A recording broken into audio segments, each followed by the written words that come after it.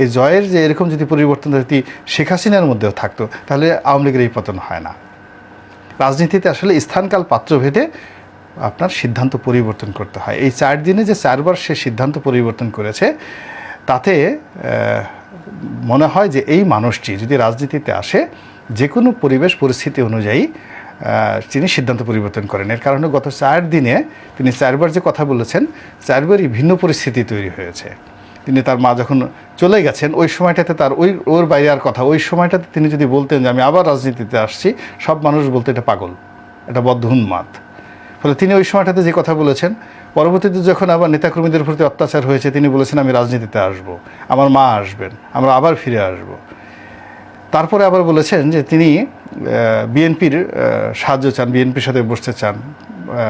তারপরে যারা এখন ক্ষমতা চালাচ্ছেন তাদেরকে তিনি স্থির থাকতে বলেছেন। তারপর